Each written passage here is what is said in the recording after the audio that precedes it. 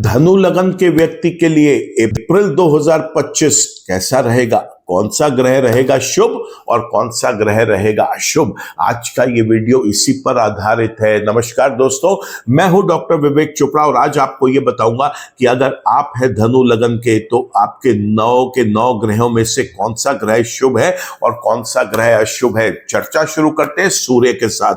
सूर्य देखिए 13 तारीख तक रहेंगे मीन राशि में और उसके बाद फिर वो गोचर कर जाएंगे, उच्च के हो जाएंगे, मेष राशि में चले जाएंगे। तो ये पूरा का पूरा महीना मीन राशि और मेष राशि का गोचर सूर्य का आपके लिए अति शुभ है। सूर्य वैसे भी इस कुंडली का कारक ग्रह है। ये कुंडली स्वयं अग्नि तत्व की है और जो सूर्य ग्रह है वो भी अग्नि तत्व के हैं। अगर आपका जन्म का भी सूर्य शुभ है तो तुरंत एक माणिक रत्न धारण कर लें, ऐसा करना बहुत लाभकारी रहेगा। बात करते हैं अब हम चंद्रमा की। और दोस्तों, हमेशा से बताता आया हूं कि धनु लगन के अंदर चंद्रमा जो है ये 12 के 12 भाव में अशुभ होते हैं। ऐसे में कभी भी एक तो मोती रत्न न धारण करिए, और मोती अगर किसी को दान कर सकते हैं या एक छोटा मोती आप शिवलिंग के ऊपर जाकर चढ़ा सकते हैं या चलते पानी में प्रवाह कर सकते हैं, ऐसा करना बहुत लाभकारी रहेगा। चाहे किसी भी ग्रह की दशा हो, चाहे गोचर में ग्रह हो कि कोई भी स्थिति हो, चंद्रमा के मंत्र जप आपने पूरी जिंदगी करने हैं। शिव की भक्ति करें, शिव की पूजा अर्चना करें, शिवलिंग पर जाकर दूध और जल चढ़ाएं, एक टुकड़ा बर्फी का चढ़ाएं। सफेद चीजें स्वयं न धारण करें, सफेद चीजें आपने दान करनी है।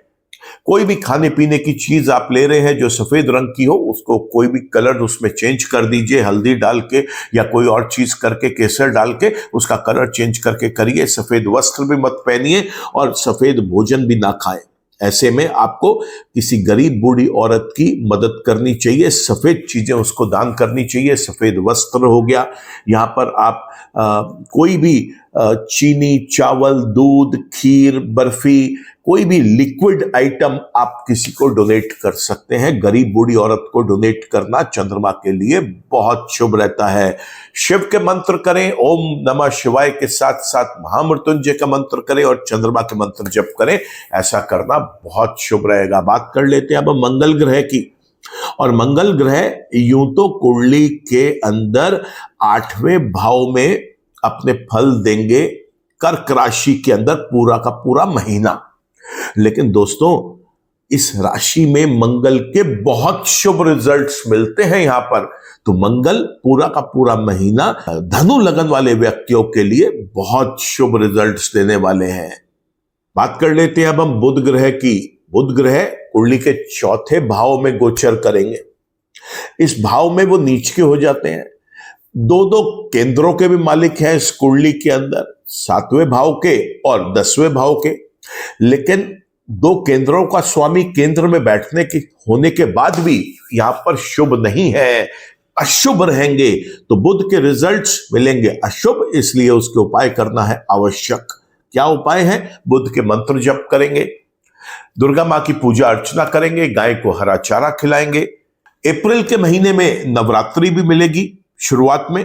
तो ऐसे में सबसे पहले आपको चाहिए कि कन्या पूजन के समय, अष्टमी या नवमी वाले दिन, जब भी आपके घर में कन्या पूजन होता है तो उस दिन आप बढ़ चढ़कर उस पूरे के पूरे प्रोसेस में हिस्सा लें, पूजा करें भगवान की, देवी माँ की, और सभी कन्याओं के चरणों को हाथ लगाकर आप पैर छूकर आपको ये चाहिए कि जो भी यथाशक्ति जितना आप में सामर्थ्य है उतना योगदान करते हुए आप उसके साथ उनको कोई भी चीज भेंट स्वरूप दे, उपहार में दें। ऐसा करना बहुत शुभ रहेगा। दुर्गा माँ के चरणों में भी हरी पत्तेदार सब्जियां और साथ में हरी चूड़ियां जरूर चढ़ा कर आए, लाभ मिलेगा। बात कर लेते हैं अब हम बृहस्पति ग्रह की। बृहस्पति ग्रह यूं तो धनु राशि के लगन के ही स्वामी है, इस राशि के स्वामी हैं और कुंडली में बहुत टाइम से वो 6ठे भाव में चल रहे हैं और ये गोचर उनका बहुत समय से अशुभ है। अप्रैल 2025 भी चूंकि वो इसी राशि में ही गोचर करेंगे तो ये महीना भी इस व्यक्ति के लिए अशुभ अवस्था में ही बृहस्पति अपने रिजल्ट्स देंगे। बृहस्पति के पूजा करना बहुत जरूरी है। केले के पेड़ को जाकर जल चढ़ाएं, वहां पर थोड़ी सी चने की दाल, हल्दी और एक देसी घी का दीपक जलाएं। बृहस्पति ग्रह के मंत्र जप करना बहुत शुभ रहेगा, जरूर करने चाहिए।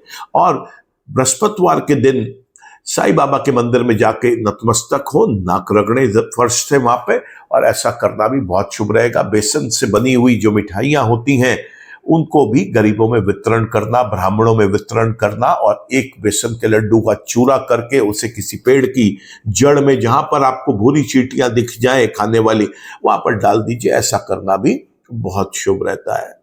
बात करते हैं अब हम शुक्र ग्रह की बृहस्पति के बाद। और शुक्र ग्रह जो है वो मीन राशि में गोचर कर रहे हैं उच्च के होके, और इस लगन वाले व्यक्ति के लिए शुक्र का ये गोचर बहुत शुभ रहेगा। तो शुक्र के लिए आपको कोई अतिरिक्त उपाय करने की आवश्यकता नहीं है। शुक्र की जो कृपा है वो आप पर पूरी बरसेगी, उसका लाभ उठाइए। बात कर लेते हैं अब हम शनि ग्रह की। शनि ग्रह मार्च में 28 मार्च को 2025 में गोचर करके अब वो 2.5 वर्ष के लिए कुंडली के चौथे भाव में मीन राशि में गोचर कर गए हैं।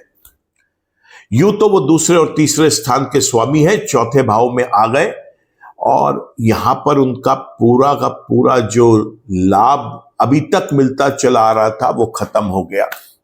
अब 2.5 वर्ष वो यहां पर अपनी अशुभ अवस्था में रहेंगे। इसलिए अप्रैल 2025 शनि के अशुभ रिजल्ट्स प्राप्त होंगे। क्या करें शनि के प्रकोप से बचने के लिए? तो सरल उपाय है दोस्तों। पहला उपाय तो आप ये करें कि आप यहां पर शनि मंदिर में हर शनिवार को जाकर तेल चढ़ाएं, सरसों का तेल।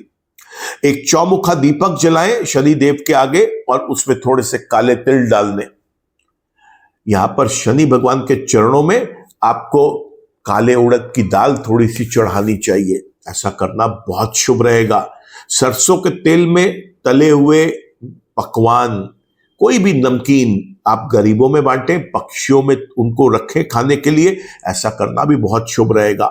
शनिवार के दिन शनि चालीसा जरूर पढ़ें, और रोज आप महामृत्युंजय के जप और साथ में शनि के मंत्र जरूर करें। ऐसा करने से शनि की कुछ नेगेटिविटीज में कमी आती हुई आपको दिखाई देगी। हम यहाँ पे शनि के मंत्र करके, शनि के उपाय करके केवल शनि की नेगेटिविटी को पैसिफाई कर सकते हैं। वो इस राशि में अगले 2.5 वर्ष अच्छे रिजल्ट देने में सामर्थ्य नहीं रखते।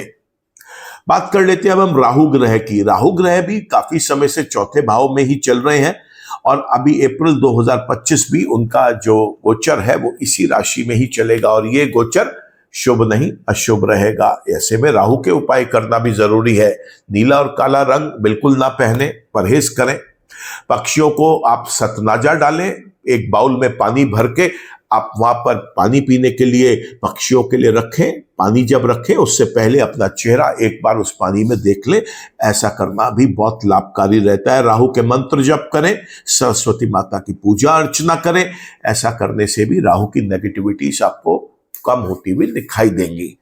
आखिर में बात करते हैं केतु ग्रह की। केतु ग्रह दोस्तों मैं हमेशा बताता आया हूं कि केतु ग्रह जिसकी राशि में बैठा है उसके अनुसार वो रिजल्ट्स देगा। तो चूंकि वो बुध की राशि में बैठा है, कन्या राशि में केतु इस समय गोचर में, और बुध इस समय कुंडली के अंदर अशुभ रहेंगे, इसलिए केतु भी अपने अशुभ रिजल्ट्स देंगे। अब अगर अशुभ रिजल्ट दे रहे हैं तो उपाय भी करना आवश्यक हो गया। तो उपाय क्या है? सरल उपाय है। यहां पर कुत्ते को, आवारा कुत्तों को रात के समय ब्रेड और दूध मिलाकर खिलाना शुरू करें। गणेश भगवान की पूजा अर्चना जरूर करें। केतु के मंत्र जप सुबह शाम रात जरूर करें, और साथ ही आपको चाहिए एक चितकबरा कंबल किसी ब्राह्मण को या किसी गरीब व्यक्ति को जाकर दान कराएं। अगर आप ऐसा नहीं करना चाहते तो आप एक चितकबरा कंबल लपेट के शिवलिंग के ऊपर भी रख कर आ सकते हैं। ऐसा करना भी बहुत शुभ है। तो देखा हमने कि धनु लगन के अंदर 9 ग्रह कौन शुभ और कौन अशुभ है, और अशुभ ग्रह के क्या सरल उपाय करके हम उनकी अशुभता में कुछ कमी लेके आ सकते हैं। तो आज के वीडियो में दोस्तों केवल इतना ही। अगर आपको ये वीडियो पसंद आया हो तो आप इसे लाइक करें, कमेंट करें, शेयर करें। आपने अगर मेरा चैनल सब्सक्राइब कर लिया है तो थैंक यू फॉर दैट। अगर आप चैनल सब्सक्राइब नहीं कर पाए तो मैं रिक्वेस्ट करूंगा आप चैनल को सब्सक्राइब करें, बेल आइकन को भी क्लिक करें ताकि कोई भी नया वीडियो अपलोड होता है उसका अपडेट आपको जरूर पहुंच सके। ईश्वर आप सबका भला करे दोस्तों। नमस्कार।